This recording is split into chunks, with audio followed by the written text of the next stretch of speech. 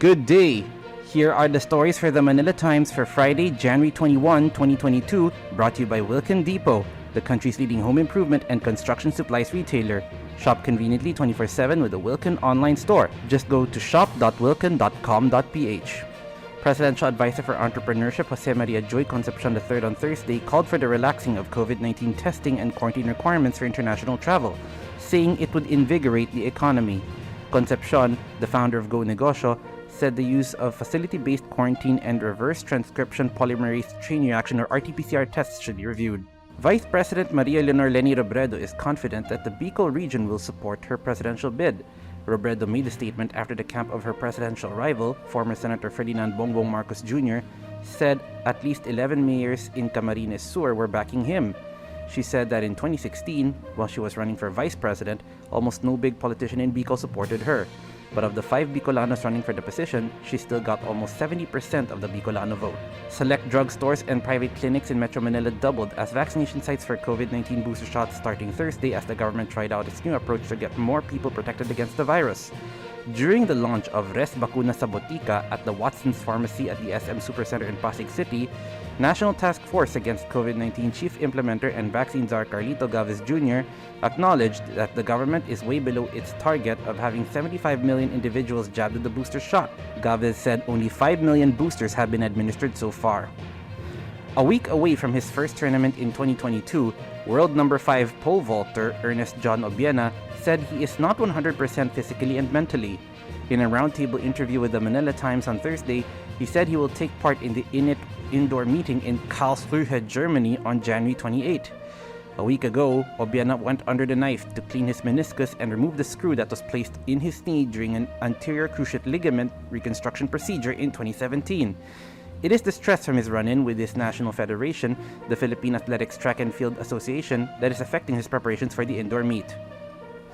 The Department of Health said it would issue a new allowance for all healthcare workers in line with the order of President Rodrigo Duterte to increase their benefits starting this year.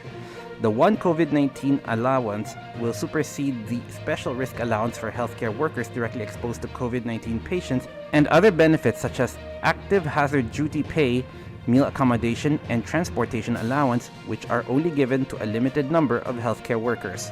The DOH said the OCA will be provided to all healthcare workers taking into account for their COVID exposure classification based on the health facility they were assigned, work setting, and the nature of work.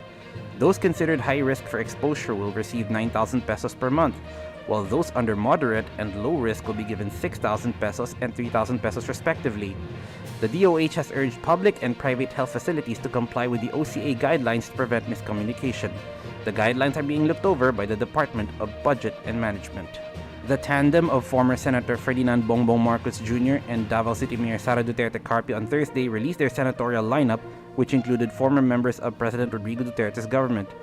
The unit team's Senate bets are Senators Sherwin Gatchalian and Mig Zubiri, former Quezon City Mayor Herbert Bautista, former Defense Chief Gilberto Gibo Chodoro, Antique Representative and former Senator Lauren Legarda, Sagip Party List Representative Rodante Marcoleta, and suspended lawyer Lorenzo Larigadon, former PRAL spokesman Harry Roque Jr., former Senator Jose Jinggoy Estrada, and former Public Works and Highways Secretary Mark Villar. Except for Legarda, all Senate candidates in the lineup were present during the online caravan of Marcos and Duterte Carpio on Wednesday. Topping business, the Philippines' balance of payments deficit will likely widen this year as imports continue to grow, Australia-based ANZ Research said. According to its economists, the BOP deficit is expected at 1.6% of gross domestic product in 2022 compared to 0.9% of GDP in 2021. The forecast is significantly wider than the Bangko Sentral ng Pilipinas' outlook of 0.2% 2022 shortfall. The current strength in imports was said to be unusual at this stage of the business cycle, the economist said without going into further detail.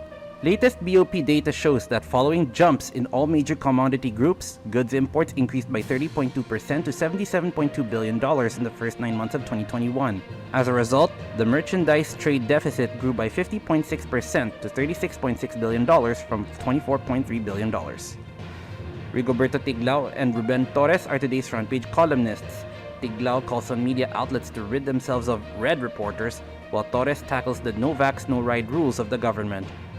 Today's editorial believes the demand for electricity caused a rise in carbon emissions. Read a full version on the paper's opinion section or listen to the Voice of the Times.